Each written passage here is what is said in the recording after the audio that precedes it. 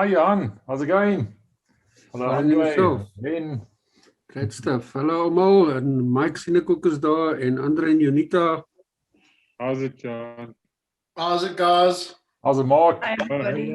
How's it? Evening, everyone. Hi, Theo. Hello. Hi, Michelle. Let's see your message in the chat. Hello, guys. Hi, Tanya. Hi, Good evening, Rich from Egypt. Yes. How's it going there? Yeah, Warm. It's getting warm. Yeah, 39. Yeah, that's warm. Yeah. Yeah. It's not so warm here yet. We've got a nice overcast day with a lot of mist. Richard? Yeah. Takes a bit longer to go warm up that side. Yes, yes. Who said hello there? I missed. Hi,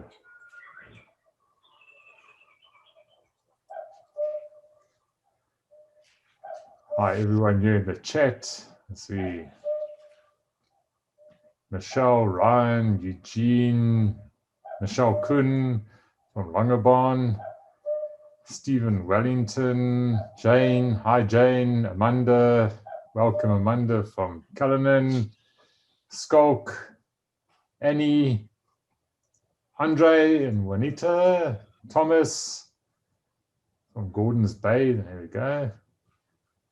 Johan, Hugo, Quinton Lee, Braden Burrows, Michelle van Tonde.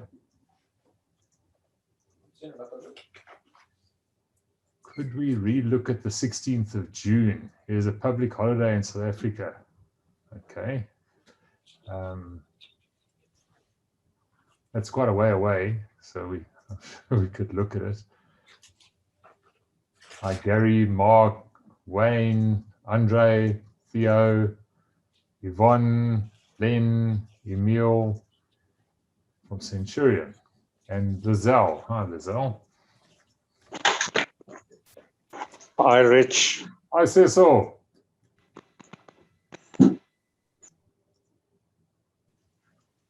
Well, now that everybody has greeted one another, now I can come in and just say hello, everybody. Good evening, Shaw. Thank you, Rich. Welcome to your own meeting, Shaw.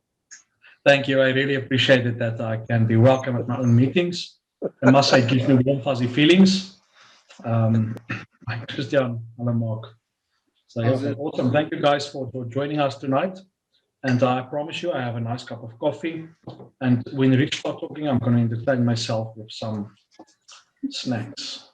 Goeienaand, Michelle. Goeienaand, uw hoogheid. So yeah, awesome. But Rich, I think what's the time? 2 past. Yeah. I think we can get going. Are you in agreement? Yes, certainly. Yep. Awesome. Quickly, by show of hands, who was not at the previous, what do you call it, mastermind that we did last week? Anyone here? I'm not seeing it. Ja, ek sal hoor. Ons sal maar vir jou bid. Okay, Gerard, Sharon. Okay, guys, there is a recording available. Please go and watch the recording as the weeks do build upon one another. And I personally enjoyed last week's session very much. But yeah, it is available. Go to watch it. And those of you who have, who had attended it, you're more than welcome to go rewatch the replay as well. You don't have to just view the live one. You know, that's the beauty of technology. You can go and relearn. Okay, so let's get going. Firstly, I want to thank everybody for joining us tonight here from all over the world. The Egyptians have really had their say, so we're thankful for them. Even the people from Centurion, I know those guys have traveled far to log into this call. And yeah, but everybody is welcome. Thank you for joining us. And Hubert, I've got no idea where you are, so where you are, you're also welcome. For those who don't know, Hubert's goal is to live in a different city, I think every 3 months. It feels like that. It's Um, about that. It's something like that. Okay, okay. So you never know where the man is, but at least you know you can find him on Zoom. But yeah, thank you for everybody making the time tonight. I hope tonight will be of extreme benefit to everybody. As Rich is going to be our main speaker, I'm going to hand over to him. Many of you know Rich already. He's one of the better trainers I've seen in my life, so I do enjoy listening to him and having his viewpoint and things. Yeah, so thank you, Rich. Appreciate it. Thank you, Charles. Thanks for those kind words. I'll try not let it go to my head, of course. If it does, you and me can have a party together. Right. Just switch that off. Good. So welcome everyone again. Thank you. Thanks for being here. I'm sure that this evening will enlighten you a little bit more into the road to success. And as you know, we are on the journey of the formula of success mastery, which will be continuing for this week and another 8 weeks after this. Is Michelle Kuhn in the house tonight? Michelle, are you with us? Okay. The Listener of the Week award goes to Michelle for last week. And the reason why, hi Michelle. Hi. So you're the Listener of the Week from last week. And the reason why you're the Listener of the Week is because you asked the most difficult questions last week. And why I say that someone is a good listener is because they ask good questions means they have to listen properly. So, you know, as Jacob Zuma says, you must listen properly. And then if you've listened properly, you can actually challenge things and ask questions. And that's exactly what you did. So very well done, Michelle. Keep up the excellent challenges that come from you. Thank you so much. Pleasure. Right, so if we look at last week, just in summary, basically what was said is that you are the success, and there's a process or a journey for you to experience success, and you must conquer both the money world and the relationship world to achieve or to manifest that success in your life. I found this little quote, slogan, whatever, and to me, this talks about our journey, our process towards success. First, we need to believe, then we need to learn, then we need to change, which in fact is the topic of next week, and then we need to grow, become, and then eventually we achieve the success we're looking for. So just looking back at last week now, I don't know if you remember this question coming from last week. What is your ultimate purpose, and how will your success help you further your purpose? Did any of you have a moment to think about that? I hope you did. Okay. But otherwise, remember, think about this, because your ultimate purpose is going to be what actually helps you achieve your success. And do you have a plan? Have you made a vision board for yourself and for your family? And you'll notice that tonight we'll be talking about the two systems, and having that vision board for yourself and for your family becomes extremely important. And I hope you'll see why by the end of tonight's session. When you don't have a vision or a plan for the future, your mind has no choice but to dwell in the past. Dr. Steve Maraboli. What are you thinking about? If you aren't dreaming about the future, if you aren't planning your future and thinking what you want to do, thinking about your purpose, you will live in the past. You'll probably think about all those things that could have been.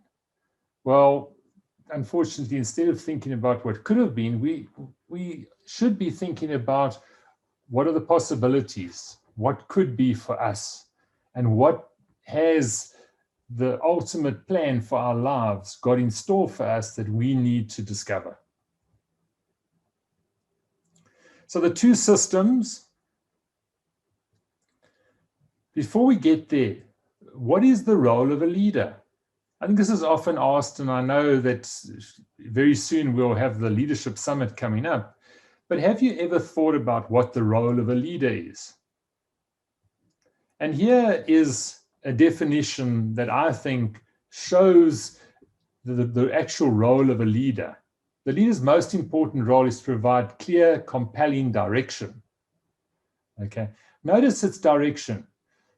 Often misquoted is that verse about without vision the people perish. You'll understand there's a difference between direction, passion, and vision. And look out for that tonight as well.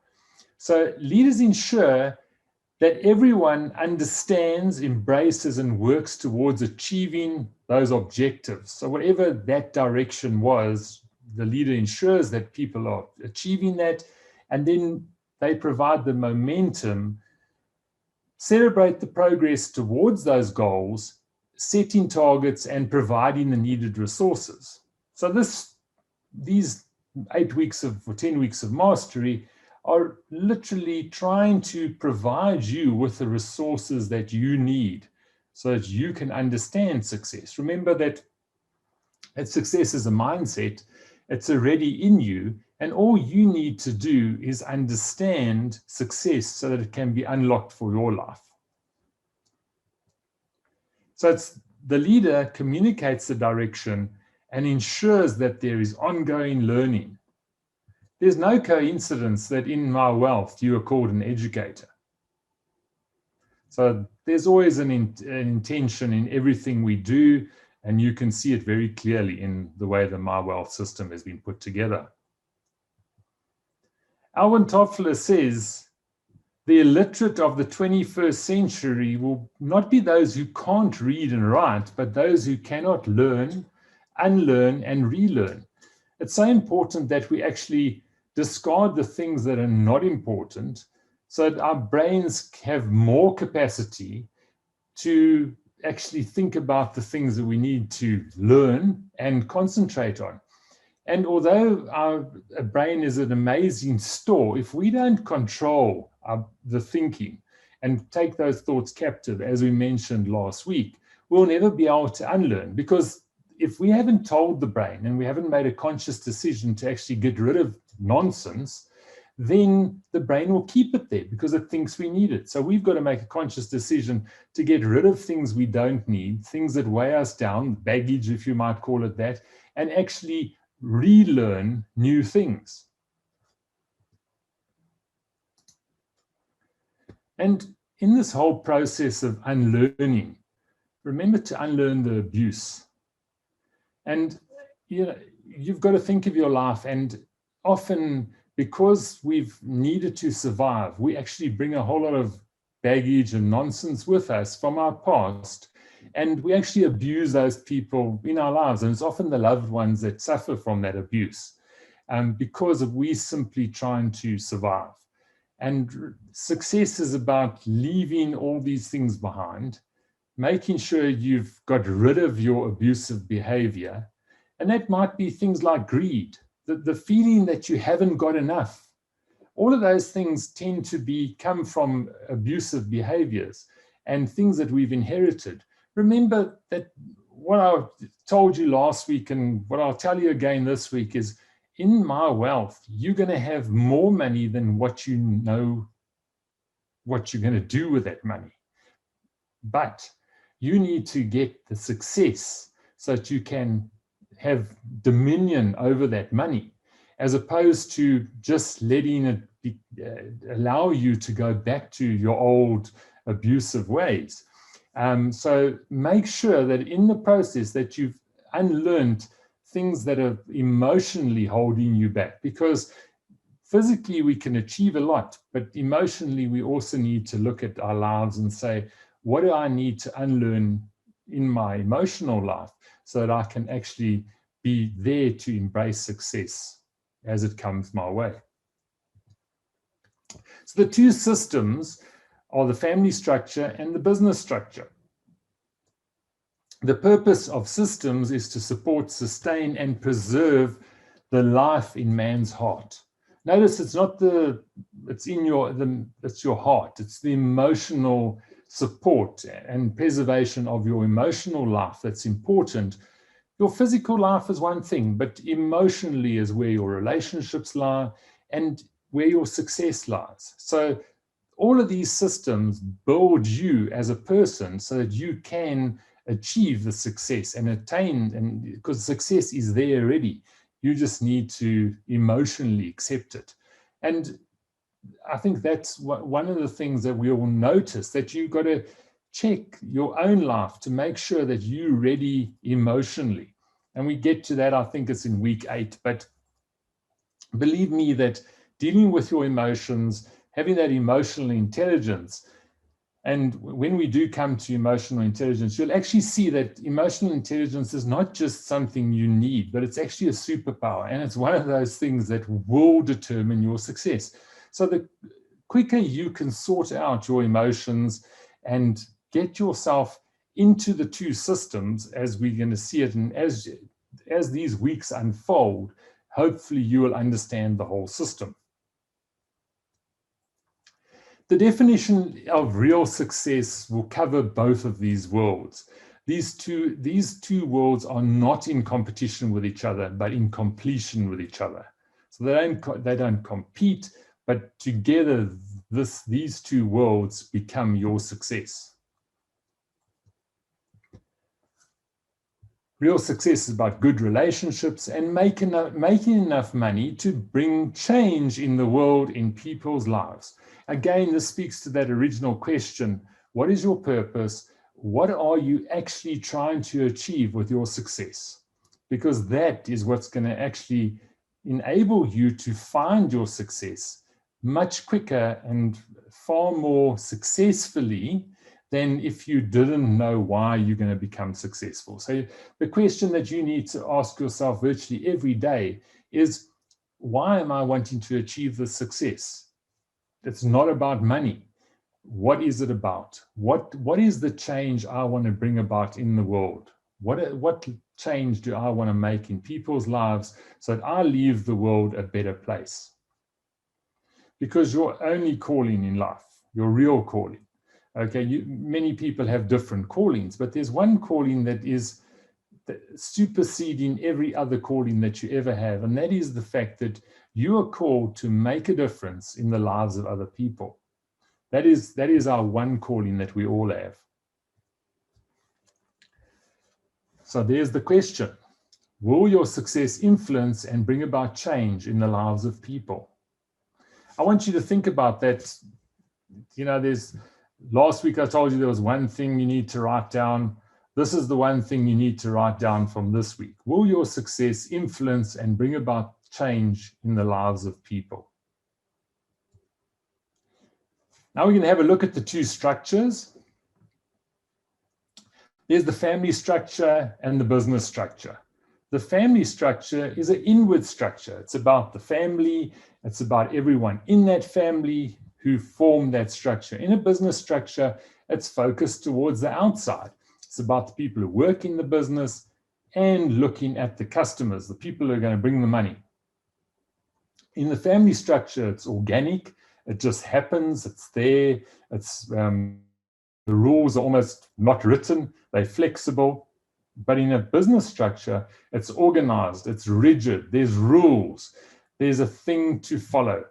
And I think what we're going to realize when we look at the difference between the business and the family structure, that often in business or in our jobs where we go to work, you'll see that people have tried to mix the two together to make work a nice place. And then if we don't have a nice place, we think we're having a bad time. Meanwhile, that was never the structure for a business. A business was there to make money, and a family is there for you and, you know, to have the comfort, the love and everything like that. A business that's not the place for it. It's just been skewed over time. And I believe that skewing of the whole situation is often what causes us to sense failure, because we're not sure about where we should be. So I want you to, as we go through these words, to clearly understand the difference between what happens in the family and what happens in a business, and keep it that way. Because if you can clearly separate those two and you never polarize those two, you are achieving something that very few people achieve. You cannot package man into something smaller than himself. And this is often what happens in a business situation. We think that the business is going to give us everything we need, and we can actually achieve success by working for someone. Well, many of us know that that is not the case, because when you're in a business, it's not your rules, it's not your success that's important, it's the business that's important. So don't go looking for something in the wrong places. In family, there's relationships, that's the structure. In business, it's just a logical structure. When you try and bring too much relationship into business, you're mixing the two and things get confused. Don't confuse things. People is in the family environment, things are in the business environment. Family, we live organically. In business, you live a very fixed and precise, rigid rule structure. It's just there. In family, there's flexibility, there's variety, and all of those things. In business, it's one laser-focused idea to make a profit. If you forget about the business and making the profit, well, then you actually don't have place in the business, and then people wonder why they're unhappy. You've got to understand that in a business, you're there to make a profit. In a family, you're there to contribute to the relationships of that family and give variety and flexibility and all those things. So don't confuse these two. In a family, it's about guidance. In a business, you're simply controlled. And it's about performance. Businesses, you're controlled by your performance. If you don't perform, you're out. And then, of course, be wise in life. Know when to walk away. There's a lot of nonsense around, and you can walk away. I think that's the beauty of a business, is that you can walk away. So know when to walk away. In a family, we're led by fathers. In a business, we're actually led by leaders, which is a very broad statement. And often in business, there's more toxic leaders than there are leaders, or leaders that we would like to respect or look up to. But it's a toxic environment, especially in the leadership area, because people have forgotten what leadership is about. The profit supersedes everything. So don't go and look for a nice, cushy leader. They're basically just managers. There's very few leaders in business. So understand that, and most of them are micromanagers. So don't go look for that in the business. Look for that in your family. Go and serve those where you can make a difference, and you certainly can make a difference in your family and in communities. In family, we all have roles. Those roles are never clearly defined, but everyone respects the roles that they have. You might be the cook, the cleaner, the bottle washer. That's your role. You might be the one who mows the lawn. That's your role. In a business, you have a very definite position, and your performance is linked to that position. In family, it's more about priests. You're there to help and guide people, to serve them as a priest would. In business, the king is the boss. The king gets everything, and everyone else gets very little. Businesses have owners. Families have stewards. So you're the steward of your family often. You need to look after that family and make sure that they have everything they need. The owners of businesses don't need to make sure you need anything. Your contract says that you might get a salary at the end of the month, and you should be happy if you get one. As a member of the family, well, there's normally sharing. So if there is something, the family will share it. And if there's nothing, well, that's what we share as well. And that's what family and builds the relationships and strengths in the families. When we've got, we share. If we haven't got, we make do, and we carry on. So the whole idea in a family, so that we don't just survive and just have to carry on all the time, is to educate and disciple people. A family environment is about making sure that your children, the people in that family, are educated and discipled in the ways of the world so that they can go out and make a difference, just as you want to make a difference. That is your job as the steward, as the priest of the family, to actually educate and disciple your family so that they can make that difference. In business, we simply train people. Those that are trained and do well, they get the recognition. Those that fail or can't be trained well, they either need to redo the training or they need to basically find themselves another opportunity. So in family, there's a very horizontal authority. The authority is in people, whereas in business, it's a very vertical authority where we basically have authority over people. There's no relationship in business, or very little relationship, especially when it comes to authority. It's simply a hierarchical authority where you do as you are told. It's a forceful situation. There's no openness there. And in a family, you have a voluntary decision. Now, you'll notice that some of the businesses that many businesses that you can be involved in where there are opportunities, it's a voluntary decision. No one gets paid, no one gets anything unless they do something. In a business, you could basically be protected by your HR department. You could be the laziest soul in the universe, but you'll probably still get a salary. In a family, in the voluntary decision, the family is going to start putting pressure on you to make sure that you actually do something. So that is the differences between the family and the business to this point.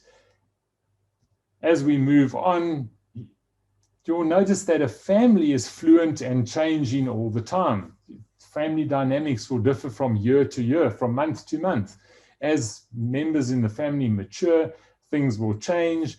In business, it's very structured. And often we'll know businesses that haven't changed for years. They simply do what they did forever. And if it's still working, then it's not broken. They don't need to change it. They have a vision, which is virtually the owner's idea of where they should be going, and everyone just has to fall into that. In a family, it's more about passion. Where does the family want to go? What is it all about? It's love-driven. So it's all about understanding and guiding and growing in the unconditional love of a family. In a business, it's simply results. It's money-driven. It's all about performance. Of course, you cannot resign from a family, but you can resign from the business, which is either a good or a bad thing. But a family has been designed by God, whereas a business is designed by man. In a family, the objective is to send you out. So as soon as you're ready, well, you can go and out you go, find yourself your own peace in life, find your spouse, and then go and have children so that you can grow your family. It becomes a decentralized unit. Whereas in business, it's all about keeping the control, having this big central based, everything's centralized, everything needs to be reported at all times, and that is the way businesses function. Now, as an analogy, a family can be seen as a forest where you simply look at it and say, well, I choose to stay here, grow here, and I'll grow at my own pace. I'll grow where it's comfortable. If I like the shade, I grow in the shade. If I like the sun, I grow in the sun. In a business, you're basically fixed. You're in the plantation. You're in little rows. You need to be in those rows. You need to be in order. You need to be able to be seen and checked every day. And if you're not growing, well, if you can't grow at the speed of the rest of the forest or the rest of the plantation, the rest of the people in that business, you will simply be plucked out and thrown away. Make space for, don't waste any fertile ground on things that aren't growing. Whereas in a family, you could be the slowest growing thing, they'll still love you and you will still function. So it's important that we understand the two and how different they are, and that we never polarize these, because the most successful people are called wealth creators, and they're the ones who have balanced both of these two systems. They never polarize these two systems, and they never accuse any structure for their failures. That's quite interesting, because whether you think the family caused your failure, or whether you think the business system didn't work for you, a wealth creator, a truly successful person, will never accuse any structure, for they will always take the responsibility for that failure. And one thing I just want to mention is that how important forgiveness is for you as a person. We need to forgive ourselves. We don't need to forgive others. That's a different subject completely. Most of our problems when it comes to our lives and things that are holding back is unforgiveness, firstly, that we hold for ourselves. So we need to forgive ourselves and forgive others. Because unfortunately, when we hold grudges or don't forgive other people, we're not chaining them to anything. We're chaining ourselves down, and it's causing us, and it's preventing our growth. So release these things. Practice unforgiveness. That is, we spoke earlier about the emotional things. Let's get into the place where we look at our lives, we decide what needs to change, forgive yourself for the past so that you can move on and grow into the future. This is the outcry of man's heart. Everyone wants freedom, and the road and formula of success is the only way to get there. I liked this quote where Steve Maraboli says, "Never again will I underestimate the success inside of me just because of the hate and limited thinking of others." You've got to remind yourself that the opinions of other people mean nothing to you. They are their opinions. It's their business. It's not your business what they think of you. If you can get yourself to that point where you are totally free of the ideas and limited thinking of other people, that is where you're virtually your first step towards success. So look for that. We can learn so much, and we talk about learning and unlearning. Find out who you can learn from, and then find out who you can't learn from, and cut those people out of your life as quickly as possible. Don't waste your time, whether they're family or friends. If you cannot learn from that person, you're wasting your time with that person. Cut them out of your life. Find people that will actually be able to help you and grow you in your life. If you can do that, you have got further than most people will ever get. So that is my input for this evening. I know it's quite a short session this evening, but we've done that specifically because the chapter is relatively short, but it's something that I feel before we get into next week and we actually start looking at the formula of success, because next week is when we start the actual formula of success and you actually see the beginning of the formula. Let's get our thinking right. Let's look at this week and what we learned last week so that we can actually understand where we need to go and what we're trying to accomplish. So, Charles, over to you, and let's start with a question. Awesome. Rich, I just switched off your video. Just switch it on again. Yeah. Okay, there we go. Guys, I quickly want to have a discussion point regarding the two systems of success, the two systems which we need to have in balance for success. Last week we established that success is a fulfillment of yourself. It's you becoming more of yourself. And we need to have success from our identity and not from something we try to achieve. Okay? With that departure point, there's obviously two sides of there's two more steps that you need to take to accomplish success.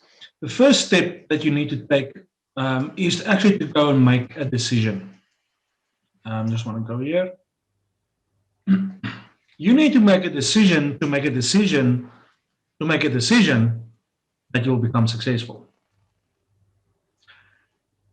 If you speak to most successful people, somewhere in their life's journey, they've come to the point where they were, the nice Afrikaans word for that is gatvol. I don't know what's the English word for that. Okay, you're rock bottom. You had enough. Okay, you need to get to the point where there's no other way for you to go except up or down. There's no in between anymore. And when I speak to most successful people, they had such a point in their life where they had to make the decision. The decision is basically, I will until. There's a quote from someone, I can't remember these names, and he says, success is something like wrestling with a gorilla. You don't stop when you're tired. You stop when a gorilla is tired. Okay? Because if you stop beforehand, you might have issues. Okay? And that's kind of what success in one hand is. It is the relentless determination to succeed. But that only comes once you make the decision to do so. So many people call that the why, the dream, the reason, but that decision needs to be made that you want to move forward. Then the second part of that is, I just want to check my notes here. I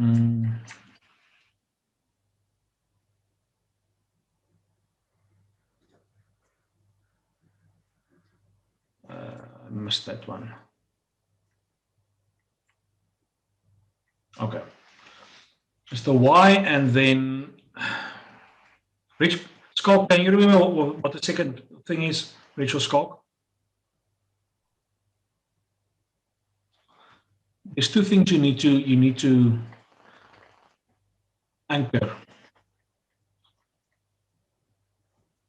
Your family and business. No, that's the two rail tracks before that. You have to anchor. Okay, whatever. I'll figure it out and let you guys know. Okay. Once you've made a decision, you need to start managing your relational track and your business track. Something that I initially, well, my personality tends to be very business orientated, so it's very factual. If I don't like you, I move on. It's your choice whether to join me or not. Okay. I had to learn to be a bit more, let's just call it friendly, and smile from time to time. I'm still learning that one. Okay. But for me, business comes naturally, that way of thinking. Where for other people, family comes more naturally. Being a father, being a mother, having that love, being relational.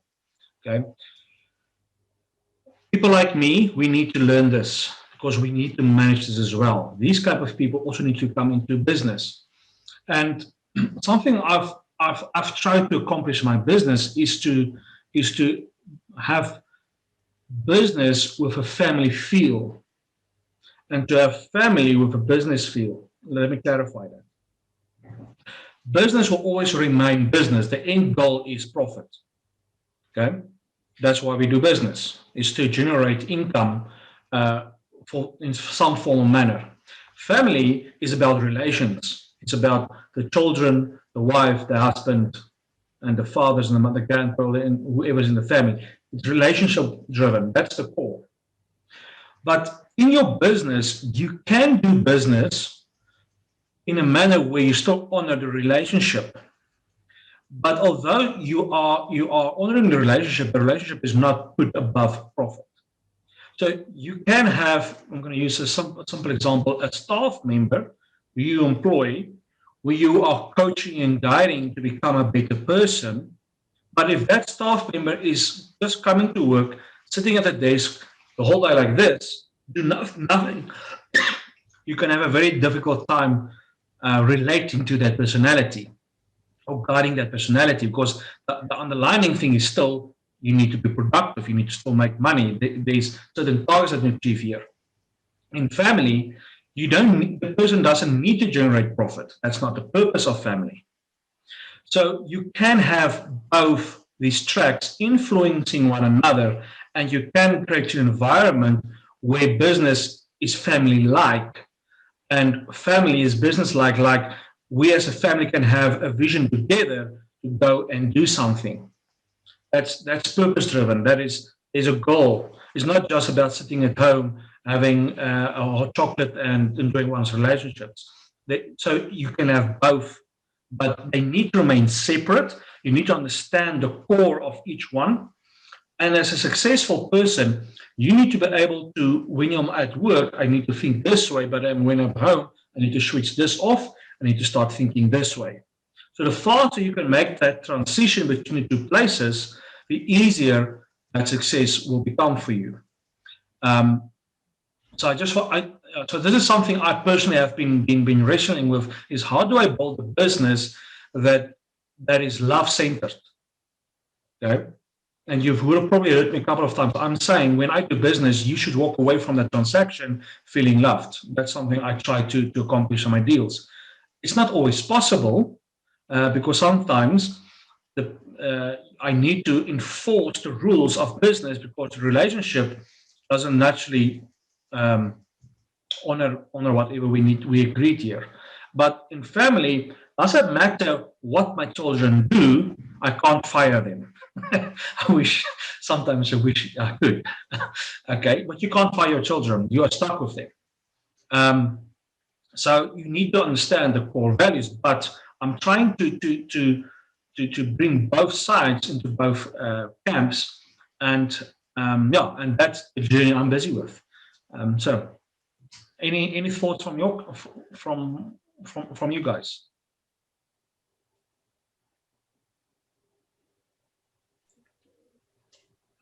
Yeah, hi, Charles. I just wanted to ask, I was looking at obviously the two different structures, and obviously passion was in the family one, but I find, because I run my own business and there's just me, that I use a lot of passion to propel my business forwards, and I use it for creativity. So do you think it can still cross over? Can you have a crossover between sort of family and business, that passion side and a drive for it? Absolutely. So I don't know if you've noticed, but I'm also passionate about my business. Okay. I think that as the business owners or as the leaders of our organizations, I assume most of you are leaders of a organization, even if it's an organization of one, it's still okay. You're still a leader of that organization. And you have heard Rich say this a couple of times. We need to pursue our purpose. Now, passion is the thing that gives you the capacity to endure until you're successful. If you did not have the passion for what you're doing in business, you would not succeed because you would give up. Most employees in your company, if you have a company, they don't have the passion you have for that company. They come there for the bottom line, and in most of their cases, it's the salary. Okay? But those employees who align themselves with your passion, and that becomes their passion as well, they will endure a lot more than an employee who has no passion. But it's you as the leaders. It's what God gave you to endure what you need to endure so you can see it fulfilled, and that ties in with your purpose. So and in my life, my passion transpires to my family, to my friends, and to my business. But you don't need everybody in the organization doesn't need passion for the organization to be successful. That's how I see it. Yeah. Thank you. Yeah, agree with that. Thank you. Awesome. Jane, I just love your accent, by the way. It's much more English than mine. Oh, it's great. I love hearing all the different accents when I come on this Zoom meeting. It's great. Oh, awesome. Awesome. Okay. Anybody else want to weigh in their thoughts? I don't know if you guys knew, but this was a mastermind, meaning it's interactive, in case you were wondering. Michelle's asking, can business be good without relationships? Okay, my opinion, okay, thank you, Michelle, for a good question, is business can be done successfully without relations. It can be a transactional thing. Think about this. What is your relationship with the cashier at Pick n Pay or Checkers or your grocery shop? There's no relationship there. You walk in, you take what you want, you walk out.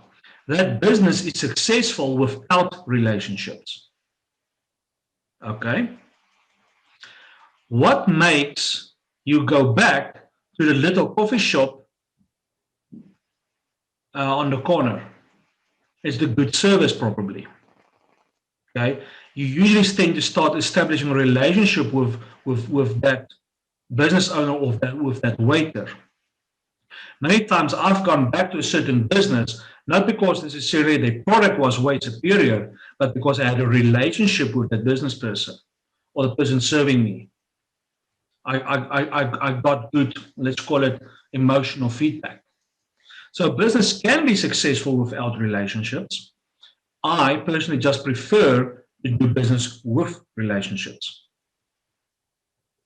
I think that's a choice I've made. Yes, Leon. Your first example, isn't that more than only a transaction with the cashier? Well, it's transactional. Transactional business. Okay. Yeah. Okay. Yeah. I mean, my bookkeeper, I send her information, she does the book, I get the results back. There doesn't need to be a relationship for us to have successful business. But I call her, I talk to her, I tell her how my, not necessarily how my day was, how my business is doing. So I give her more feedback, more input, thus the relationship grows. Now she gives me more than just my books. Now she's starting to give me input and maybe think about this, maybe think about that. Although that relationship could have been done 100% just on the slips I send her for my business, because I've engaged in a relationship with the bookkeeper, I'm actually getting more from the relationship. But you can do both. It's not look, the honesty is I'm not going to build a relationship with the cashier at Checkers. I'm not going to do it. It's not worthwhile for me to go do that. So there is businesses that must be really transactional. That's fine, but I think in most businesses you can achieve more if you do pursue a relational. If you perform a relational transaction, it's still transactional. That's still the main purpose of the transaction, but you bring in the relation to that.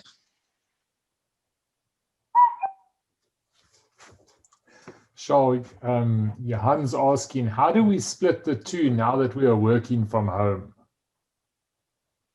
That's a very good question. Let me know once you have the answer.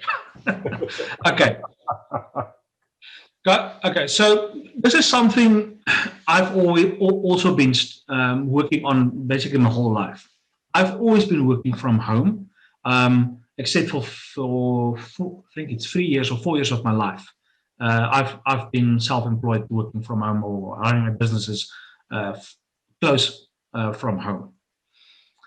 I haven't yet mastered it completely, but here's what my thinking is. When I do, so I've got my study. When I'm in my study, I'm doing business. And my children, as you could see, my children can come into the office from time to time, but they know this is daddy's workspace. This is where I work, and there's certain rules that apply here. When I go out of the study, I need to make the mental switch to say, okay, now I'm in the family terrain. Okay, I don't know about how you guys run your house. I've made me and my wife have a very simple agreement. The day we got married, we agreed that I'll make all the important decisions and she can make the rest. We are fortunate up to today there was no important decisions to be made. Okay. So with that being said, my wife is in charge of the house. Women tend to be better house homemakers than men. Okay, this is just my house. You can do it differently. Okay, but there I focus on the family. So when I walk out of here and I go to the TV room, and my child says, "Daddy, come play with me," I make the decision to say, "Okay, I want to go back to the office. I want to go do things, but let's spend 5 to 10 minutes playing with the child." Okay, so it's a conscious decision I make. When I'm there, and when I'm here, they need to know I'm here, so they don't bother. What's the word? Bother me. Yeah, I almost said bugger, but bother me. Okay, and that's how I'm trying to make the distinction between work and working from home and being at home. Another thing I've implemented in my life is so me and my wife every week we have a date morning. So we don't do date evenings. The children are going to school. Of course, we both work from home. Basically, we have mornings available. So we go do once a week. We go do something together so that we can spend the family time instead of just being always busy with work. So that's how I would start to navigate this stormy waters.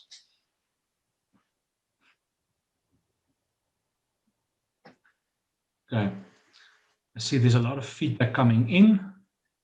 Rich, is there another question you think I can address? Sorry, Joel.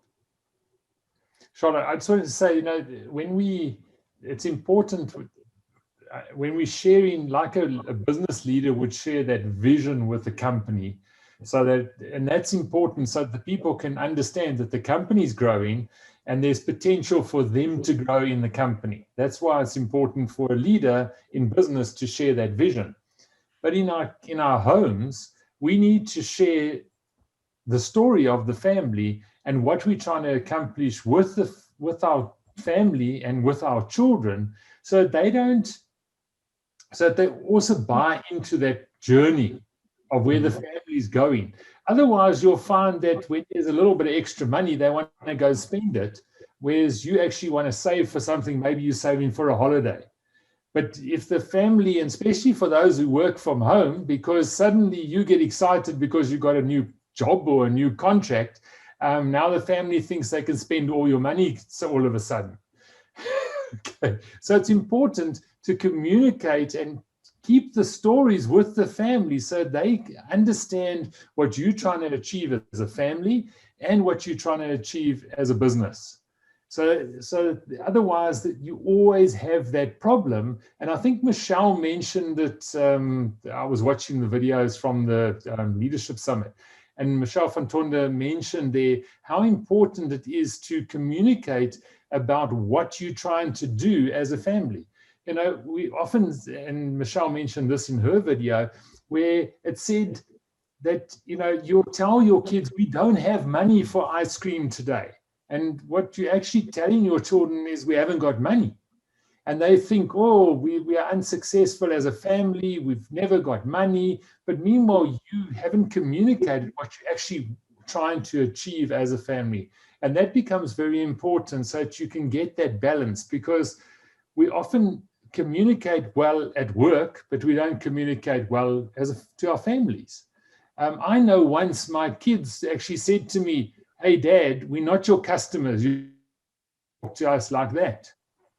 And that was an eye-opener for me. It's like, what am I actually saying? You know, am I too transactional in everything that I'm saying to them? You know, and as Charles says, when you leave the idea of business and you go to the rest of the house, or you come home, you leave business there and you separate the two. Because, you know, as we mentioned last week, success is not always defined just by you, but by your people who love you. They will know if you're successful or not, and they will judge you as successful. So you need to make that distinction, but it all comes back to communication and how you communicate your intentions and your goals as a family to your children, and just like you would do at work. Thanks. Awesome. Guys, I'm busy reading your comments. So very good feedback in the comment section. While I'm on the comments, who of you would like me to post the comments on the YouTube page for the where we posted the recording? This means yes, by the way. Okay. Okay, so what I'm going to do is, just for those who missed last week's, I'm going to take all the description under the video, and I'm going to post the chats that you guys have posted, so we can go and actually see what was the interaction, because there's very good information and feedback in the chat. So thanks for that, guys. Yeah, so I've got here a relationship is a form of trust. Absolutely.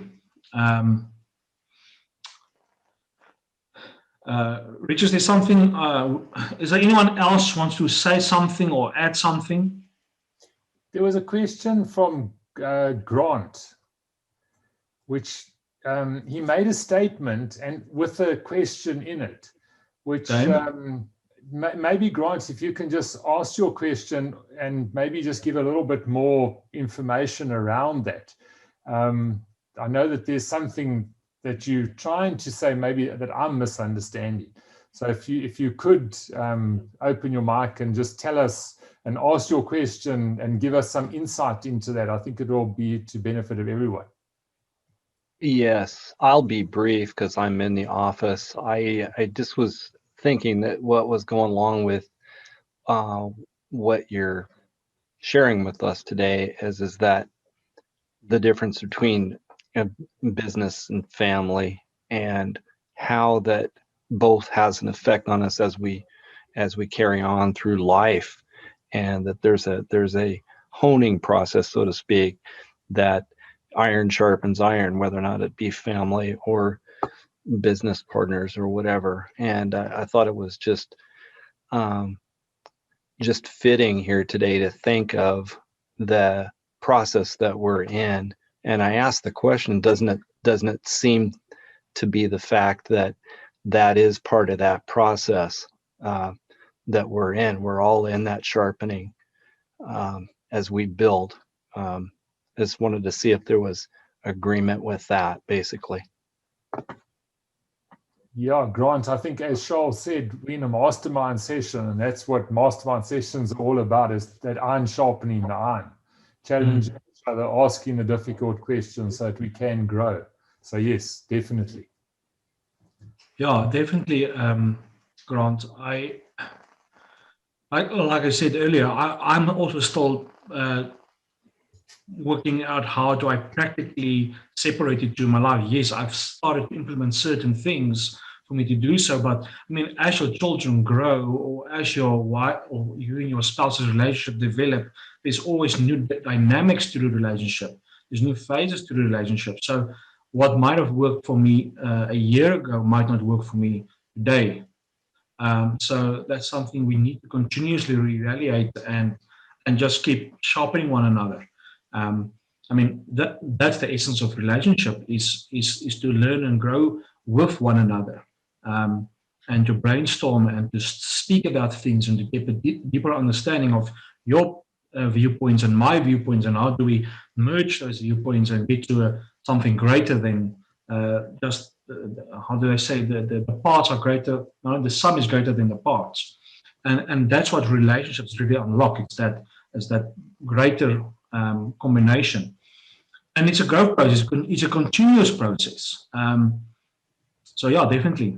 Thank you, Grant. Yeah, and I was picking up from you also, Charles, that these are the type of things, whether or not it's a sensitivity process, like with their kids and the timing of which you do things, and teaching them as well as being taught yourself from the feedback that you get from the people you're in business with, as well as even with your kids, because they do give you some very good feedback on how you're operating also as a business person as well as a family, the leader of the home, or in anyone's case as being part of a family. So I definitely appreciated that.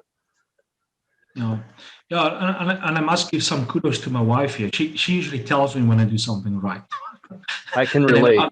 I need to do that again. I can relate to that. Yes, absolutely.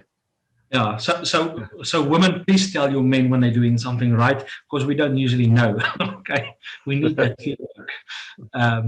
But yeah, and that's mainly how I have set up the rules in my house. Is when I say, okay, good feedback from the children, okay, good feedback from the wife. Oh no, this wasn't the right thing to do, because we have some of those as well.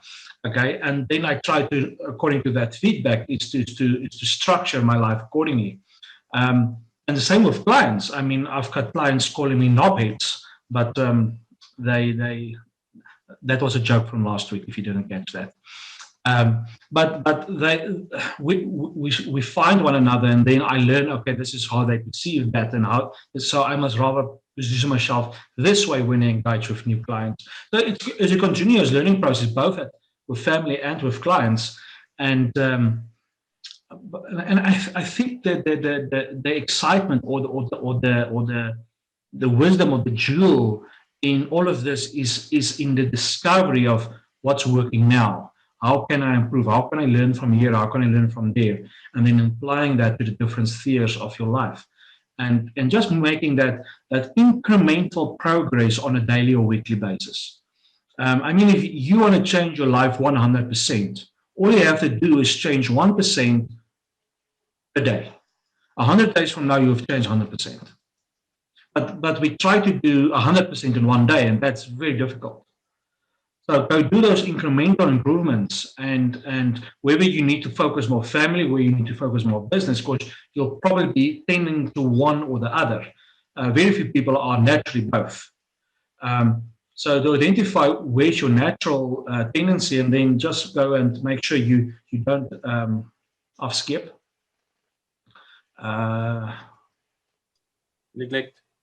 Neglect the other side. What I used to do when I was younger, I say, no, wife, we will do family once I achieve this in business, because we don't have time. As a young man, you usually tend to do that. The best one I've ever heard is, no, we'll get married when we've got money. Or better, we'll get children when we've got money. Guys, wake up. You'll never have enough money to get children. But if you speak to people who have the children and they did not wait for the money because the relationship was already going to that phase, you figure it out. Don't use money or finances as the excuse. Oh, I want to finish studying, then I'll get married. Guys, if you've been dating for 5 years, really, okay, it's time to move on, okay? Make the commitment. But we do that in other things as well. We say we will do this once we achieve that, and that is basically saying business is more important than family, and they're not. They're equal. We need to, whenever we set a goal, we need to take in consideration both tracks, and not put a higher priority to disregard the other one for a prolonged period. If you can have year end, and you know end of February is going to be hectic, yes, that's acceptable. Family will be have less priority for that week, but it's not a continuous thing where families coming second. And over Christmas, if you do Christmas, that week you usually give family a higher priority and business a lower priority. So there's always the ups and downs, but in general, you need to balance the two and be equal. And that's the challenge, is to actually run it that way. So, but awesome, thank you, Grant, for that. I see Willem Fourie, jou hand is op. Ek dink Stevenson was voor myne op gewees. Okay. So, Willem, wag 'n bietjie. Steven, is jou beurt. Unmute yourself. Okay, fingers are fixed. What I take from this is that one thing that I see that you haven't really mentioned, which I think is important, maybe just from my perspective, is the word value. I think there is, to me, I've grown up in an area where a family unit wasn't business orientated, but command and control orientated, because business growth in rands or dollars or whatever wasn't the objective. You know, it was the command and control.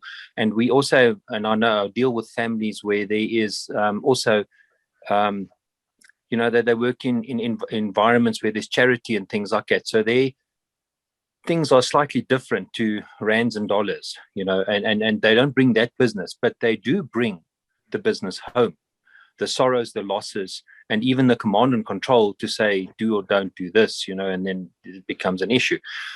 But yet there was value bringing that home. And I do think that in all of this, there is value. And I think there's more value sometimes in trying to bring the family into the business. Now, in 2015, I was told I don't have managerial experience. So I got into a junior position and I had to work with people that were from the baby boomers right to Gen X++, wherever it's going. And I learned I had to ask them permission for me to bring my family values to the business. Because a lot of them said, no, the older people, you don't mix family and work, you don't. But I said, relationship-wise, I would like to, because I would like to bring that value of the family into the business so that we can have the trust, because I found that there wasn't trust at work or trust in the business unit. So, yeah, I feel it's great. And I like the fact that we're discussing the family and the value and relationships. I got confused about the word relations because I thought it was working with your family. But that was a small thing when I realized we're dealing with things. But in any case, thanks very much. And it was just a statement from my side. Thanks very much. Awesome. Thank you, Stephen. Appreciate it. Willem. I don't have any specific questions now, but just to comment in terms of, it's really good to see the two sides, the family and the business track, broken down and just how they function, and also how to focus on them going forward to be successful.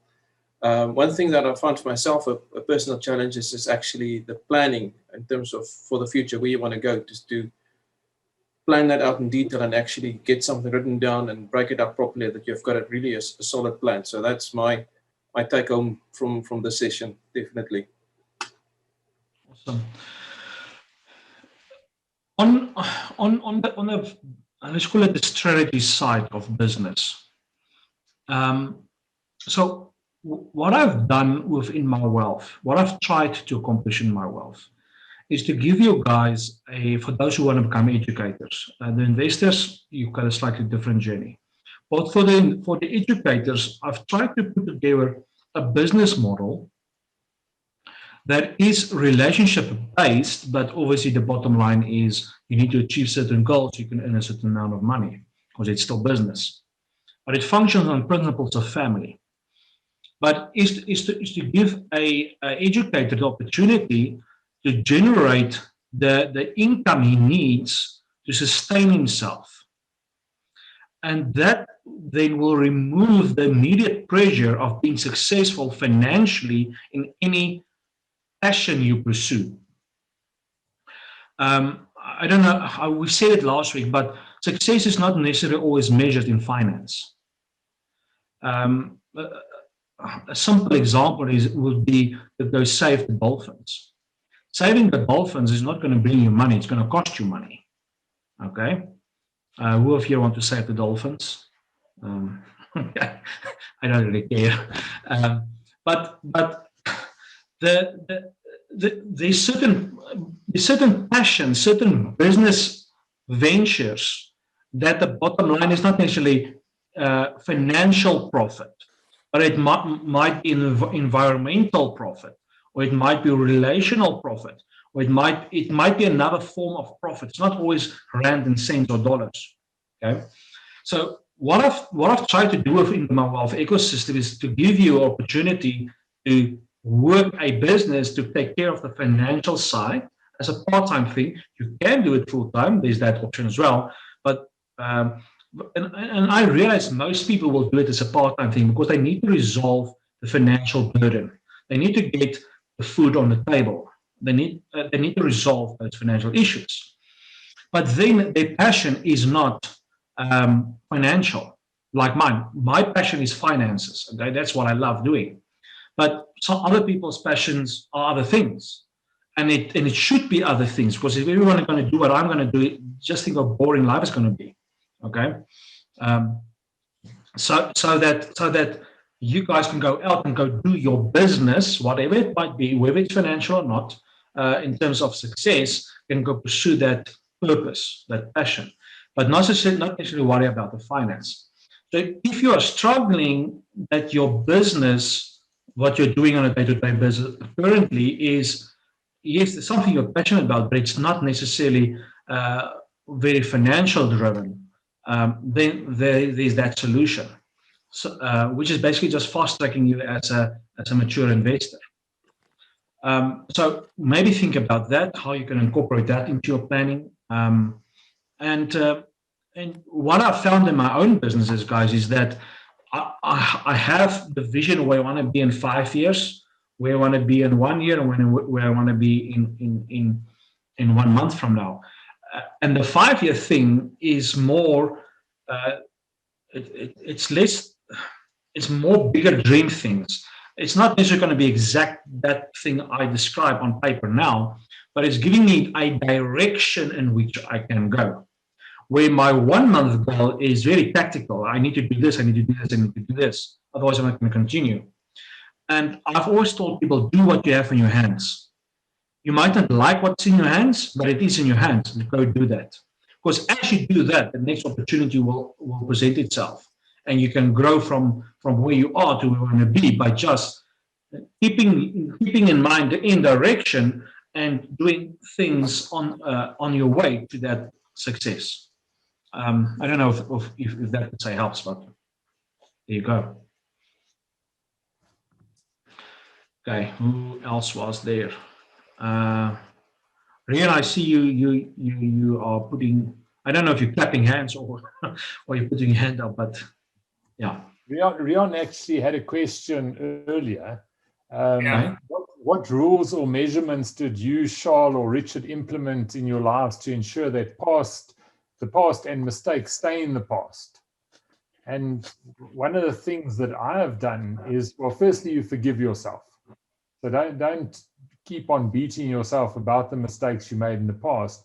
And then when you find that there's something that just keeps worrying you about something you've done in the past because you actually haven't taken any action to counteract what you've done. One of the things that I've done from time to time in my life is actually write a letter to myself, telling myself that I'm not going to be doing that thing again, and these are the actions that I will be taking in future. And I found that by writing that down, it's almost like making a goal, but you're not making it as structured as a goal. You're actually just more emotional about the thing, and you're talking to yourself. It's like a Dear Diary moment where you would write and say, I am grateful for this now. I will not do this again. These are the actions that I'm going to be taking in future, and this is what I want to achieve. So you make that promise to yourself. So it's about forgiveness and communicating with yourself, because often we think about these things, but we never define the actual thing we want to do. There's an interesting process about questions. and I'll tell you the story. There was this couple that had just got divorced, and they were always fighting with each other, and they actually could never see eye to eye, and they needed to speak about the kids, but they never did, and it was just boiling and boiling and boiling. And the lady one day at work realized that she had to write a letter to her husband. And it was an Afrikaans lady. So here she wrote, "Hoekom?" Okay. And then she asked all the questions like, why are you such a, why do you do this? Why do you speak to me like this? And she wrote down these questions. She'd got to about 25 questions. And her boss walked in and he had a task for her. So she threw this exam pad in the drawer and basically forgot about it. 2 weeks later, he upset her again, and she remembered this 25 questions that she'd written. She went through the questions, and she realized that she could answer 24 of those questions that she wrote down. There was one question that she couldn't answer, and she picked up the phone and she phoned her ex, and she says, "I've got these things. I've answered 24 questions. There's one question that I cannot answer, and I need you to answer that question for me." She asked him the question. It was the perfect question. Okay, there is such a thing as a perfect question. You need to find that perfect question for yourself and for other people. If you can ask the perfect question, it unlocks the problem. And that is what you need to look for. So when you write into yourself, when you're asking yourself questions, keep on asking the questions, because eventually you will have the answers. And if you don't have the answer, that is the important question that you need to ask. Otherwise, you're like any other stupid lawyer that only asks dumb questions. Remember, the teacher said there are no stupid questions, there actually are stupid questions. Don't ask stupid questions, find out what the clever questions are and ask them. That is the way you should deal with your mistakes of the past. Find the question. Hope that helps a bit, Rion. Yes, no, thank you. It helps a lot. What actually my thing is you get reminded a lot of times by your spouse or family members about mistakes that you made in your work because you were fired or things like that. And that is what I struggle with, because they bring it back the whole time. How do you switch it out? Okay, Rihanna, I'm going to quickly just speak from my experience. I was bankrupt 3 times by the age of 50. Yeah, okay? Yeah. I dare anybody here to beat that. Please don't. Okay, it's not fun. Okay. And the reason for me, so I never declared bankruptcy, but I should have. Okay. I basically 3 times in my life I've lost everything before the age of 50. And the reason I did that is because I was trying to do business. I was trying to be successful. So it wasn't because of a lack of trying. It was because I was trying. Okay. And I was literally trying everything I could find and put my hands on. So, and a few of those opportunities I worked with before by the age of 50 included multi-level marketing opportunities or recruitment opportunities. So obviously, as a young man, I spoke to the family members and I recruited them into a few of those. Some of those collapsed and some of them just went horribly wrong. Okay, so my reputation with some of my friends and some of my family members was not that of a successful person, and when I approached them again with other opportunities or new opportunities, they would remind me of how successful I was in the past. Okay. And some of them did it very bluntly and some of it did very nicely. But the bottom line is they did not buy what I was selling. Okay. Because I haven't proven the success. Okay. I had to make a decision in my life to whom I'm going to listen. Am I going to accept their declarations over myself? Or am I going to make the decision that I will be the captain of my ship, and I will pull this ship out of the harbor as many times as it takes, but I'll pull it out. You need to make that decision.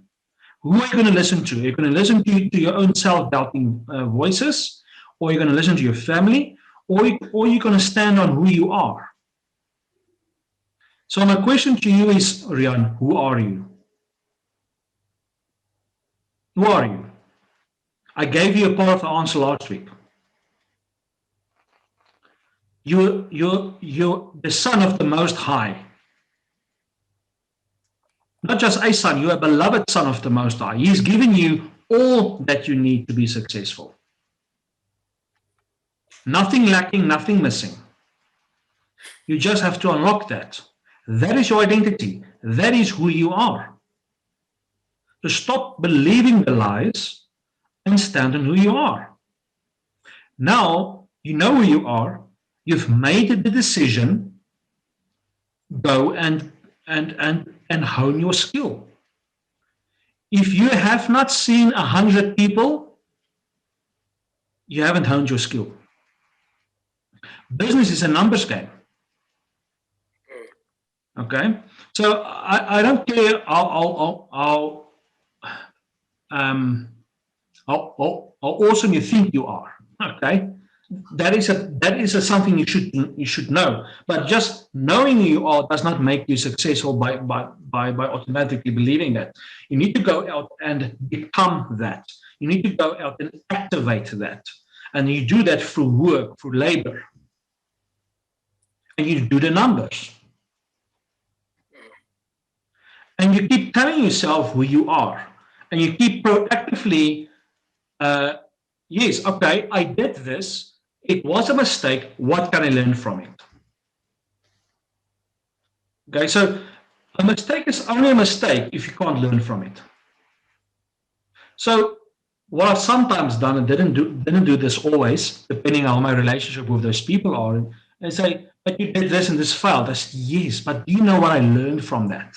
And you tell them what you learned from it. Then you're turning that negative into a positive.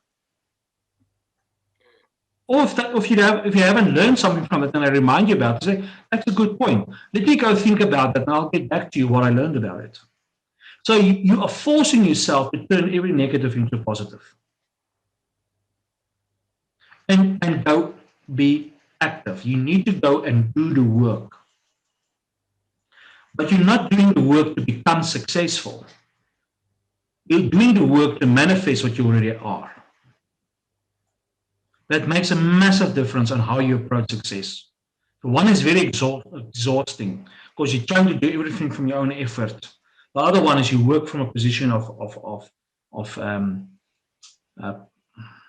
rest. Okay.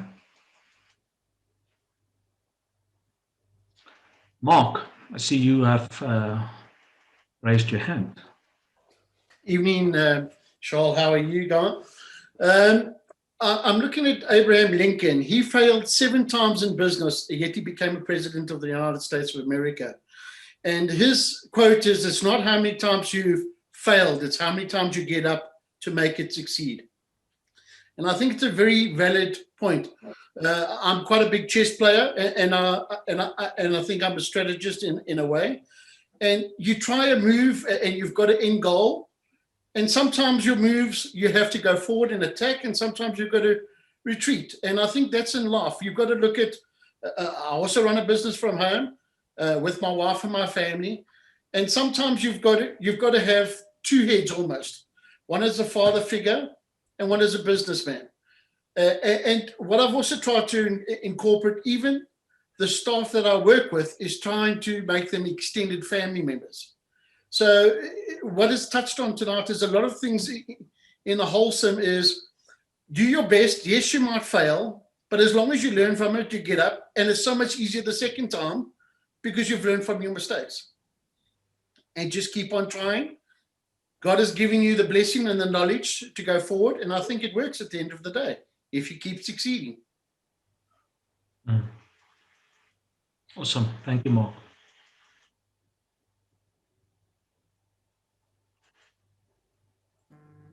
Anybody else? I see I still have 50 unread messages here on my screen, so I'm going to enjoy reading through them as we wind down. And I will be posting all of this on the recording, so we can access it later. Oh, okay. Guys, any feedback, any input? This is an open mastermind. We learn from one another. Skulk Buddha, it's your turn. Say something. Something. Good evening. I was listening to everybody. It's quite a good discussion.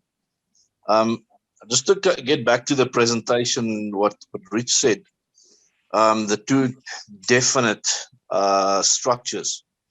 I always go from the standpoint of, if you don't know the purpose of something, you will inevitably abuse it. And I think that's true with life as well. If you don't understand what is the purpose of family, what is the purpose of business, you'll end up abusing it, and the boundaries will be blurred. And I think that's one of the principles, that I live by. And relationships is something that is going to be a reality in business, in family. It's just different kinds of relationships. And the purpose for every relationship should be clearly understood. And I think if you are clear in your mind as to what is the boundaries of each relationship, is it a transactional kind of relationship? Is it a leadership? Is it a father-son relationship? Is it a boss and employee, or an employer and employee, or whatever? If you understand the purpose of that business of that specific relationship, you'll be able to then apply the right principles to it. And I think everything is guided by principle. For me, specifically, my philosophy in life is that everything starts and ends with relationships, and with those relationships comes communication, which in effect, if you look at what communication really means, it means transactions. So it's an action that has got a two-way street, basically going in and out. And so having a clear framework within your mind of what is the purpose of a business, what is the purpose of a family, and I think you've just cleared it up for us in our minds as to what is the purpose for your family life, what is the boundaries of your business life, and not to mix the two, but to understand clearly what is the principles that guides these two structures and frameworks, or basically the two tracks that we're talking about.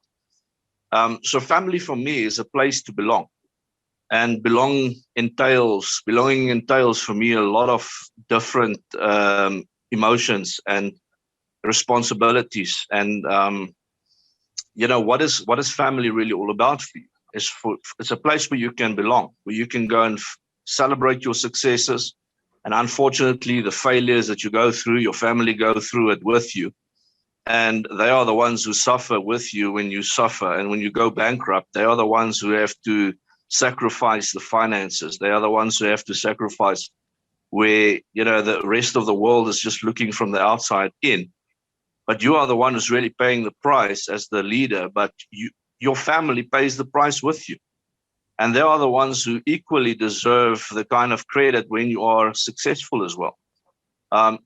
So for me, clear boundaries is very important. That I would, I always make the joke that, I love aeroplanes so much that when I come home to my family, I just like that aeroplane flight mode thing that is on my cell phone. I push it and I see the aeroplane on my cell phone, and because I like aeroplanes. But the point is to be present while you are with family. Be present with family. When you are in business, give it your best shot. Become the best at what you do. Get to the top of your field and take dominion, because you are in relationship now with your environment. And the way that the Bible describes for us how to relate with our environment is to take dominion. And when our environment involves other role players like stakeholders and people who are involved in that environment, to look for win-win situations to bring solutions to the problems that society or community faces. So it's going to be relationship. And, the philosophy that God has given me, I think I've told my story over and over. It's about even the whole Christian thing, the hard thing that what is Christianity all about? It's about relationships.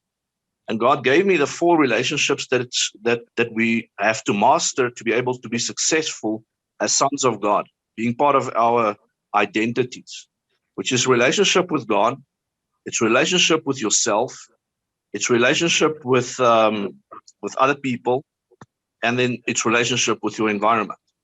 And business for me is about your environment. You are supposed to make your environment, the sphere that you are a ruler over, to make that look like heaven. That scripture where Jesus taught us how to pray, he says, as it is in heaven, so let it be on the earth. Let the will of God, as it is in heaven, let it be like that on the earth. So we are stewards of our environments, and that's where business comes in. So from me, my philosophy is basic. It's simple. Know the purpose of every relationship, know the principles that guides those relationships, and then act accordingly. Unlock the potential through decisions. I think that's also something that came through very clearly, when Charles was talking, is that a decision is something that will unlock the potential and actually begin to manifest it. There's a big divide sometimes between what we have potentially within us, the success that is within us, but then to start manifesting it and make your environment look like the success on the inside.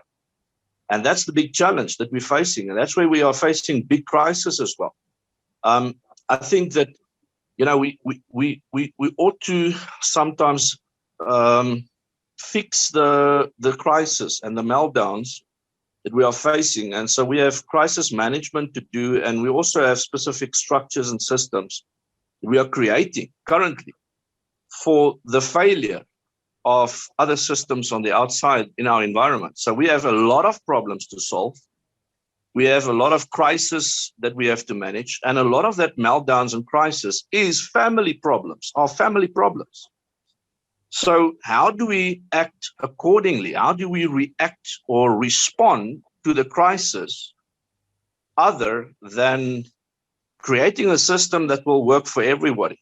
And to fix the crisis, get everybody back to a point of normality where your life is fulfilled, you are successful in every area and amply supplied in everything, so that you can also make a difference and live out your purpose. So for me, this is, the interaction with your environment is where business is used as a tool to literally transform your environment to look like heaven. And you do that through transactions, through communication. Communication is also a two-way thing. Communication and transaction is the same thing. So the way we relate with money is also part of the relationship we have with our environment. Does our environment overwhelm us, or do we take rulership and dominion over our family, over our environment? That's the crucial question we have to ask ourselves. And then if we want to come up with a solution for that, we have to create a system and put the people in place who are able to give the solutions so that our environment will change and look like heaven. So for me, I've got very, very strong views on some of these things. And I believe that business, can also look like a family.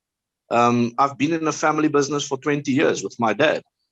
And I know what the struggles are. I know what the successes are. I know how we celebrate our successes and how we struggle through the bankruptcy, basically, which I have tasted both of.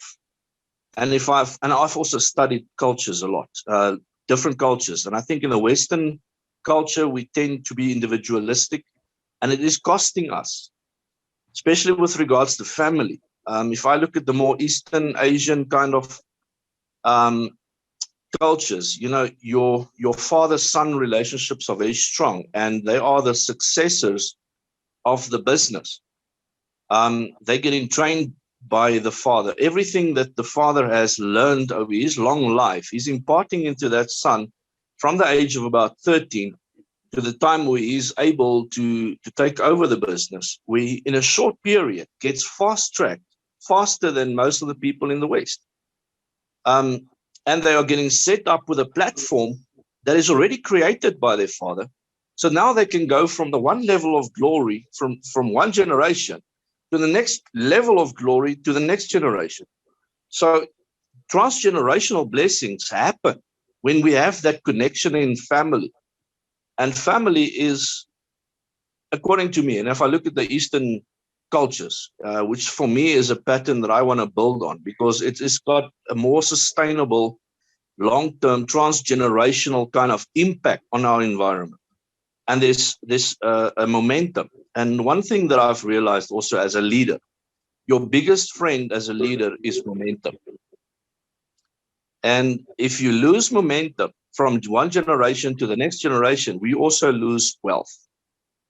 And our environments will suffer and our relationships will suffer. Yeah, so that's basically my little spiel. I will probably expound on it on other meetings. Oh.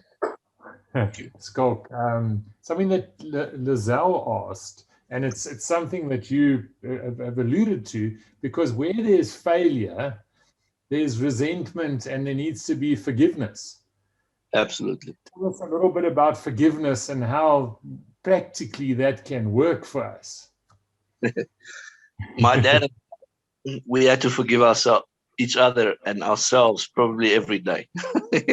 Because when pressure comes on, you know, and pressure can really come when the cash flow is far less than your expenses are. Okay. So what we normally do is we fight each other instead of sitting together around the table and look for a solution.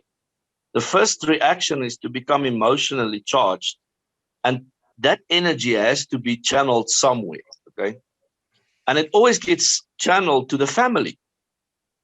You know, even if when you can't take it out on your boss at work, but you can take it home. And your poor wife and children are the ones who suffer.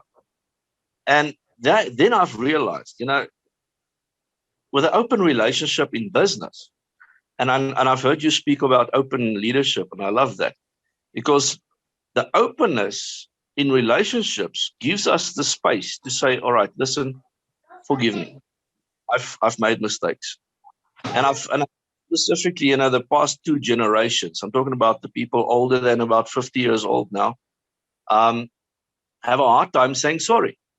I was wrong.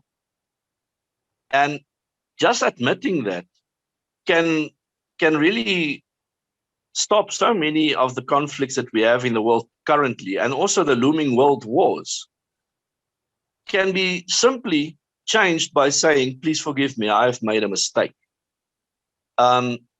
It's like a politician who cannot say, I've made a mistake, I'm sorry. They would rather lie themselves further into the crap than saying, you know what, we've made a big mistake. Let's make a 90-degree turn and say, all right, let's change course. We've made a mistake, forgive us. Have you ever heard a leader say that from the platform, you know, from any government? Somebody who's pragmatic and who is not emotionally charged and emotionally under pressure can make the right decisions. But most leadership roles today are creating more flippant pressure than it's actually necessary. And it's just a simple thing like, I'm sorry, forgive me. That can change that pressure. That'll take the pressure off. And in families, you know, the first thing that will heal relationships is a simple thing called humility. Humility is the thing that will heal your relationships. It's a thing of, listen, I'm sorry. Please forgive me. And if you forgive other people, the hard part is forgiving yourself. To be in touch and self-aware enough. And the way I handle it is I simply go to God and I say to him, listen, I cannot forgive myself for this. I'm struggling. Please give me the grace to help me to forgive. And then if he says to me, You know, and a lot of times this happened when the Lord said to me, I forgive you. You know that. And there's a scripture that says that if your heart condemns you, just know in your mind and know in your heart that God is bigger than your heart. He will forgive always. So now if God forgives you, who are you not to? Mm. You see? And this is the way from that perspective, it helps me to then overcome the sting of the failure. Because the failure is something I can get past very quickly. But when you go and sit at, looking into the fire, that staring feeling of, I just want to look at the fire now and just forget about everything in this world. The sting of that failure is the real problem. And it's the condemnation that comes with it that is the real problem. And, then you have to go back to what do you actually believe and who you really are. Because if I am a son of God, I am already forgiven. And that means that I must forgive myself. And I'm not condemned, because if God does not condemn me, it means I'm not condemned. He's got the final say and the final word on what happens to me and my fate. And I'm a dreamer, so for me, success is about reaching my dream. And the journey en route to that dream is the nitty-gritty, is where real life happens. And the humility to say, sorry, I was wrong, is the one thing. And then the next thing is the humility to go and confess to God. Listen, this is the sin I've done. I'm sorry for that. And then receive his forgiveness. And then forgive yourself. I think that's always the last step of complete forgiveness, is that one of where I say, if God forgave me, who the hell am I not to forgive myself? And that is something that we have to get real about. That's always the most difficult part, but it's the most necessary part for us to really overcome the sting of failure. And then use that failure as a building block. I think it's, what's that leadership guy, John Maxwell.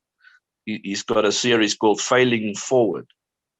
Very good teaching, because, for us to fail, it's from, I've learned, if you don't fail, it means that you haven't tried.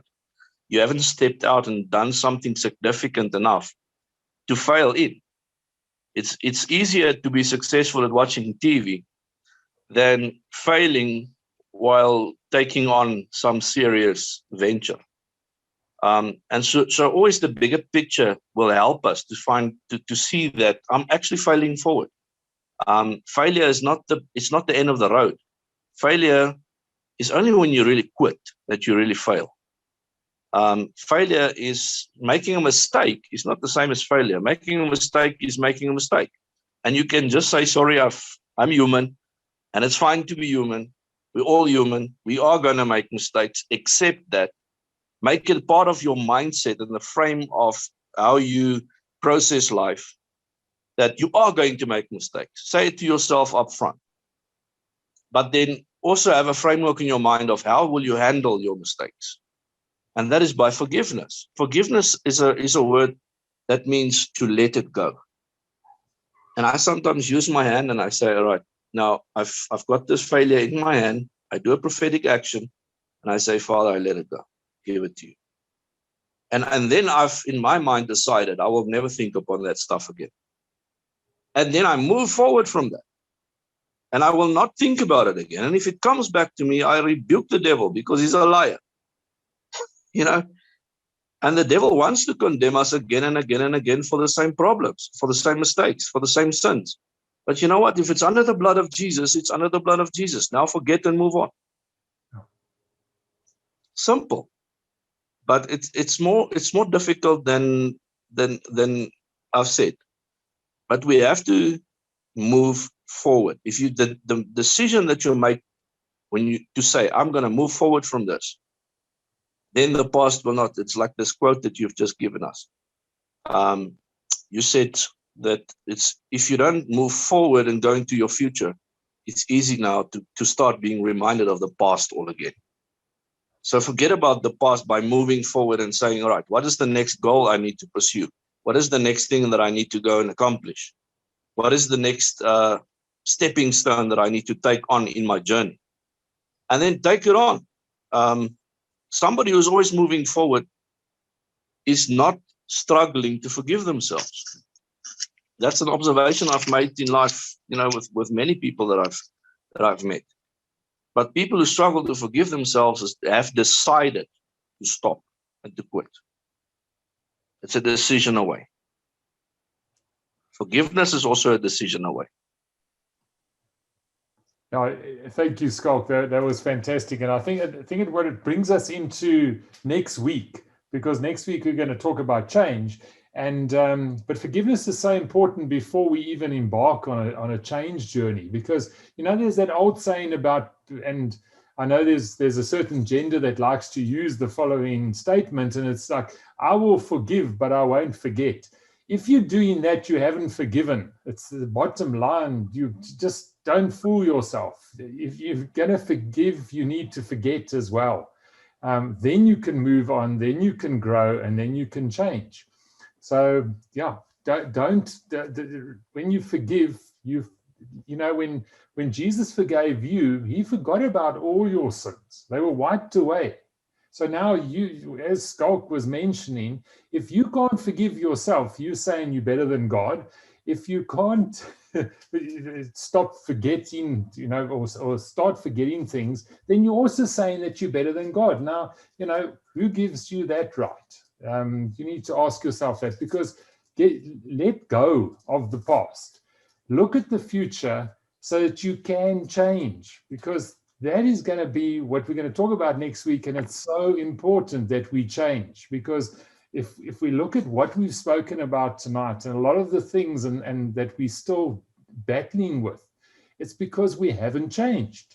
So we need to experience those things. We need to identify them. We need to get rid of them, forgive ourselves and forget it, so that we can move to the next level, because that's where change lies. So thanks for the input this evening. I know that we're not closing the evening, but I'm just mentioning that as we go along. So thank you. Okay. And if you are going to be watching this video, I think we just need to mention to people that they need to watch this part of the video as well, and not just the content, because what Skalk has said now is very important as a stepping stone into next week. So thank you, Skalk. Thank you, Rich. Thank you, Skalk, for awesome time with you guys. Who of you are looking forward to receive more training from Skalk? Absolutely. Okay. So yeah, me and Skalk had a conversation last week. So look out, it's coming. Okay. Yeah, but awesome, guys. I really appreciate your feedback and the interaction tonight. This is really what makes me excited about MyWealth is walking the journey with people, growing together and succeeding together as a group. I just also want to point something out, is that family is not necessarily blood family. Family can also be spiritual family, or group of people you've been added to, where you become like family. And that's something I've tried to honor in my life. Is I've got certain relationships in my life that is like family, although we're not blood family, and also those principles of family is also applicable to those. So family can be much bigger than just blood family. So also keep that in mind. Magda, is there something you want to add?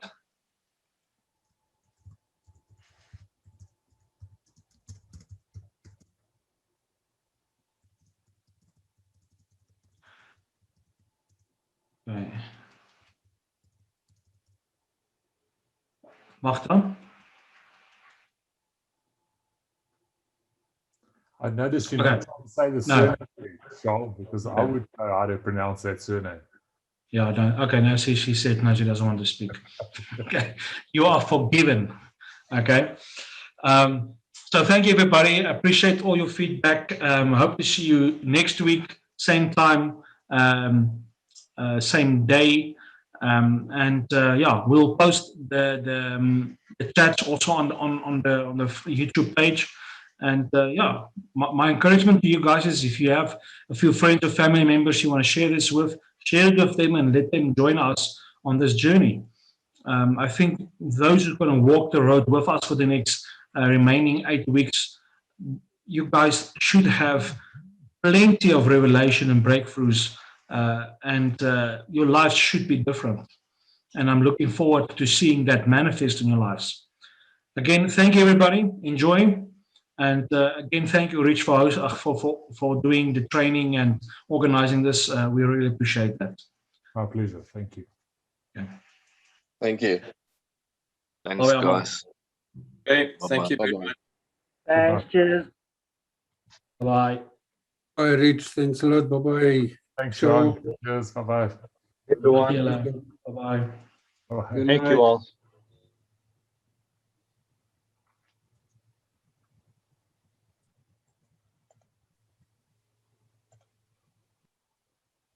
Hey, Shaw. Thank you for this evening, eh? It's a You pleasure. guys always just hit the nail in that one of the corner of your brain that you forgot about. It's like, ish, guys, there's things that I was missing. So thank you. Talking some business, can we? We can. Structure the network. Margot, are you gonna move her? Yes, they will be moved. Your message is still on the red on my phone because I haven't done it. So, and then we are full swing for the 24th, no? Yes. Okay, so I can't wait because my freaking it's getting a bit dull here in Cape Town. I need some change. Well, come to Gauteng. We've got plenty of exciting stuff. That's what I'm waiting for, but you know You are a betrayer. You have a here. This will not be allowed. Michelle, you guys in Cape Town need to get your story straight. Okay. It's a proven fact. We have a different steam train running, but when it kicks. Don't you worry. There's something brewing down in Cape Town. Yeah. We one, but a continual one, Chris. Yeah, boy. We are preparing for the leadership summit in Cape Town. So if you guys are telling me we need to increase the numbers to 500, we can do so. There's a freight train coming. He's got a lot of weight. I'm looking forward to the Cape Townians performing. Definitely. I've said quite a few venues to already, so we'll see. Awesome. Yeah. So, Okay. sorry to bother. I don't error system there. Cameron can't get log on whatsoever onto his port. No, I think the website's down. Is your website down, Charles? It was. The service was down, but it's up. It's back up now. We try to log on right now again. It's still down. Okay, let me just. I actually spoke to the server team while we are on the event. No, it's up again. So it seems to be up again. Cameron's trying to log on there and send things. It's bouncing. It's coming back. I don't know what we'll have to do. Let's just see if he can now go onto the conference and book. Oh, there we go, finally. Okay, looks like he can go on now, Charles. Let me see if he can book. Okay. Thanks so much, Charles. Appreciate Thanks, we'll do it now. It's a pleasure. Okay, and then obviously the Bitcoin will clear later, because I just signed up someone with this, about $200 up in MyWealth thing. So yeah, just whether you like the information or not, here it comes. We have basically reset. We're wiping the server with all historic Bitcoin transactions and re-importing it with a new algorithm. So it's actually linked to our BTC processor and the invoices it generates. So bottom line is we are hard at work. Okay. But it will be there. It will be there. Okay. The new guy. So yeah, okay. Just remember, guys, we've got about 10 different systems here talking to one another. And sometimes we merge them, we connect them through API in a certain manner, and then we realize afterwards, you guys have found new ways to break the system. So we need to go back to the drawing board figure it out. I was like, okay, now this is the new way we're going to integrate it. So we're learning as we go, but it's the system is being improved overall. It might not feel that way, but I can tell you there's a lot of progress being made on how the system operates. So we're optimizing many things, rewriting, reprogramming stuff we have done because we found a better way of doing it. And so it is continuing and it is improving bit by bit. Can I also ask, will you be looking at simplifying the withdrawal process for very technology deprived or challenged people? Because you know the process is from DIAS to MyWealth, from MyWealth to your wallet. Will you be simplifying? That is a pre-launch process. Once we are live, they can withdraw whatever they want from any wallet.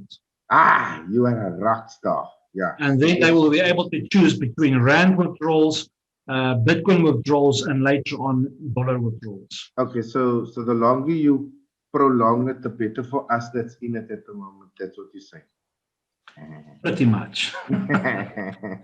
Thanks, Sean. It's a pleasure. Okay, but anyway, guys, have a great evening. Thanks for this evening. You eat some loose marbles that was wandering around in my head, all lonesome, and then pull them back together. And we'll see each other next week, definitely. Indeed, thank you. We just want to thank you for having so many nails we can hit. Yes, we appreciate like that as well. But you given me title to break the system, so to give you in return the favor. Thank you, thank you. See you guys. Awesome, thanks guys. Handled. Okay. Thank you everybody. See you next week. Right. We will have a leaders lab on Monday, so those who will be joining us there, we'll see you there, and then the mastermind guys will see you on Wednesday. Thanks, Charles. Thanks, Rich. Thanks everybody. Thank you. Good night. Cheers. Good night.